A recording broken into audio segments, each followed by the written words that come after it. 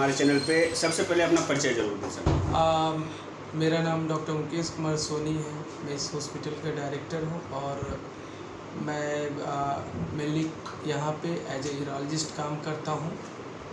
Sir अभी हम आए हुए हैं आपके इस अस्पताल में जो आशियाना दीघा रोड पर में MS euro gynae and stone centre के नाम से है। इस अस्पताल में हमने घूमा भी है और देखा है, पेशेंट लोग से भी मिला है, तो पेशेंट लोग भी कह रहे हैं कि नहीं, यहाँ पर में एक घर जैसा माहौल यहाँ पर में उनको मिलता है। और सभी आप हुए चाहे आपकी जितनी भी टीम है स्टाफ की, नर्सिंग की, वो सभी कोऑपरेटिव हैं। यहाँ पर में सर एक चीज़ और हम देखे हैं, जो पेशेंट लोग से बात किए हैं तो वो कह रहे हैं कि जो एक समस्या यूरोलॉजी में आ रही है कि जो ऑपरेशन हो जाने के बाद जो है सो कुछ देर तक कचरा निकलता है ऑपरेशन के बाद। तो सर ये ऑपरेशन मतलब क्यों ज़रूरी है और ऐसा घटना क्यों होता है कि जो आदमी को ऑपरेशन की नौबत आ जाती है, क्या उसका देखभाल करने से हम लोग बच सकते हैं? ऑपरेशन से दवाई से नहीं ठीक हो सकता है? देखिए, हमारा सबसे इम्पॉर्टेंट चीज़ क्या है कि हमारा एक ऐसा हॉस्पिटल है, एक कॉर्पोरेट हॉस्पिटल नहीं है, ये कोऑपरेटिव हॉस्पिटल में होता है कि डॉक्टर पेशेंट दोनों का कोऑपरेशन से जो मिनिमल कॉस्ट पे हम लोग ऑपरेट कर सकते हैं या जो सुविधा देते हैं, ट्राई करते हैं कि जो बेस्ट पॉसिबल ट्रीटमेंट हो उनको ऑफ़र करें। जैसे अभी आज के दिन में पहले पेशेंट्स को जाना पड़ता था बाहर लेज़र सर्जरी कराने के लिए, लेप्रोस्कोपिक कराने के लिए, किडनी का, यूरेटर का, ब्लैडर का, कैंसर का। आज के दिन में हम लोग सारी सुविधा इस यहाँ पे दे रहे हैं और इतने अफोर्डेबल कॉस्ट पे दे रहे हैं कि पेशेंट भी आते हैं तो पूरी तरह से यहाँ संतुष्ट होकर जाते हैं। रही बात कि स्टाफ्स का एंड जो आपने पूछा कि ऑपरेशन के बाद कचरा आना, होता क्या है कि कभी भी यहाँ पे यूरोलॉजी में प्राय पेशेंट्स आते हैं, उनको स्टोन का प्रॉब्लम होता है, प्रोस्टेट का प्रॉब्लम होता है। तो अगर स्टोन है, रुकावट पैदा कर रहा है, दर्द हो रहा है, तो ऑपरेशन करना ज़रूरी है। प्रोस्टेट है, अगर मान लिए दवा देते हैं, दवाई के बावजूद भी अगर आराम नहीं मिलता है तो उसका भी ऑपरेशन करना ज़रूरी है। ऐसा हमेशा नहीं होता है कि कचरा। जी सर एक चीज़ और बताइए कि निचोड़ में हमें ये बताइए कि आपके इस अस्पताल में क्या कुछ सुविधाएं मरीज को मिलेगी? देखिए, हमारे अस्पताल में मेनली जब हम लोग स्टार्ट किए 2017 में एज ए यूरोलॉजी और गायनिक और लेप्रोस्कोपिक सर्जरी, बट ग्रेजुअली अब इसको हम लोग मल्टी स्पेशलिटी हॉस्पिटल की तरफ लेके जा रहे हैं। जैसे अभी हमारे यहाँ यूरोलॉजी है, गायनी है, 24/7 हम लोग डिलीवरी की सुविधा देते हैं, पेनलेस डिलीवरी की सुविधा देते हैं, जनरल सर्जरी है, लेप्रोस्कोपी है। हमारे यहाँ ऑर्थोपेडिक सर्जन है, इन हाउस हैं, ऑन कॉल में आपको कार्डियोलॉजिस्ट रहते हैं, गैस्ट्रोएंटरोलॉजिस्ट रहते हैं, जनरल फिजिशियन हमारे यहाँ। ऑलमोस्ट जितना भी डिपार्टमेंट है सब लोग हम लोग से एसोसिएटेड और हम लोग ग्रेजुअली धीरे धीरे जो है सारी सुविधा यहाँ पे उपलब्ध कराएं। हमारे यहाँ ICU है, ICU के साथ वेंटिलेटर वगैरह सब चीज़ की सुविधा है हमारे यहाँ। एम्बुलेंस की भी सर थोड़ा सा बताइए। एम्बुलेंस हमारे यहाँ जो है आउटसोर्स किया हुआ है, ज़रूरत पड़ती है तो तुरंत एम्बुलेंस अवेलेबल होता है और शिफ्ट करना होता है पेशेंट शिफ्ट करना। चलिए सर, एक ही छत के नीचे एक अस्पताल में सारी सुविधाएं यहाँ पे उपलब्ध है। ज़रूर हमारी जनता और बिहार की जितनी भी जनता सुन पा रही है वो ज़रूर यहाँ पर हम कॉन्टैक्ट करने की कोशिश करेंगे। हमारे चैनल के साथ बात करने के लिए बहुत बहुत धन्यवाद। साफ होना है या थोड़ा सा मटमैला होना तो उसी को पेशेंट प्राय बोलते हैं कि कचरा है, ऐसा होता है। मतलब कहीं ना कहीं सर ये मेरा सवाल था कि जो ये ऑपरेशन ही इसका इलाज नहीं है, जैसा आपसे बात करने पे पता चला है कि प्राथमिक उपचार इसका दवाई है।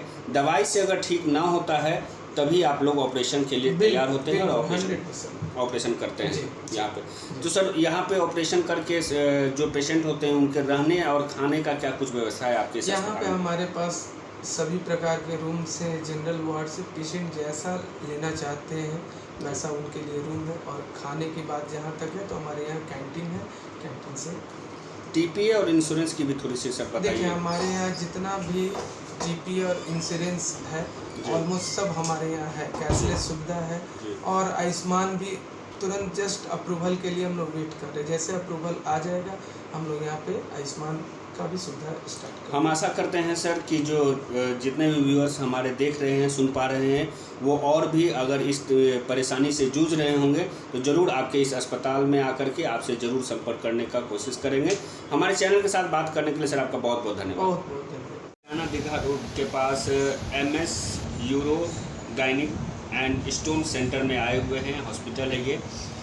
हम यहाँ पे आकर के घूमे, देखें, यहाँ के पेशेंट से भी हमने बात की है, तो इसके हॉस्पिटल के बारे में हमें रिव्यू अच्छा मिला है। बताया गया है कि जो यहाँ पर में इलाज का जो तरीका, द वे ऑफ ट्रीटमेंट है वो बहुत ही अच्छा है। लेकिन हम चाहेंगे कि आपका परिचय हो और किस तरीके से पेशेंट लोग को डील किया जाता है, कब से ये हॉस्पिटल है, थोड़ी सी जानकारी हमारे व्यूअर्स के साथ जरूर शेयर करें।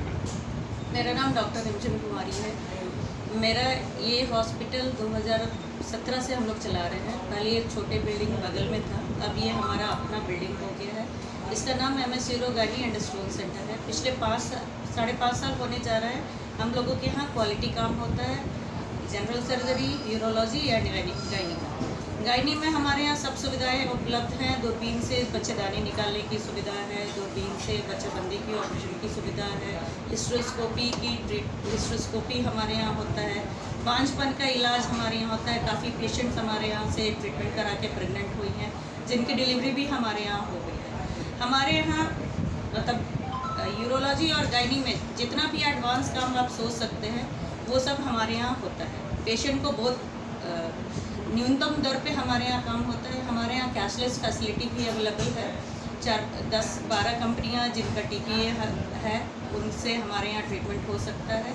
और हमारा आयुष्मान प्रधानमंत्री आयुष्मान योजना से भी अभी टाइप की बात चल रही है, वो भी 15-20 दिन में हो जाएगा। तो हमारा उद्देश्य ये है कि पेशेंट हमारे पास जो आए वो यहाँ से फुली सेटिस्फाइड होके जाए, हमारे सेंटर दिन पर दिन ग्रो करे, हमारे साथ जो जुड़े लोग हैं सब प्रगति करें और हम लोग एक बिहार में एक अच्छा मिसाल कायम करें हमारे अपने सेंटर। बिहार में यहाँ पर में कहाँ से पेशेंट आपके पास आते हैं और क्या लगता है उन लोग, एक मेंटलिटी सी बनी हुई है कि जो बच्चे अभी नहीं, शादी के बाद बहुत सी नवयुवती होती है, जो शादी होता है तो उसके बाद उनका सोच रहता है कि नहीं बच्चे अभी नहीं, और इसी ताक में जो है सो उम्र उनकी जो है सो बढ़ जाती है, जिसके कारण बच्चे होने में प्रॉब्लम होती है और फिर कहीं ना कहीं जा कर के आप लोग डॉक्टरों का सहारा लेना पड़ता है और उनको हॉस्पिटल और चक्कर लग जाता है। तो इसके लिए क्या कुछ कहना चाहिएगा? देखिए, वो उसके लिए काउंसलिंग बहुत ज़रूरी है।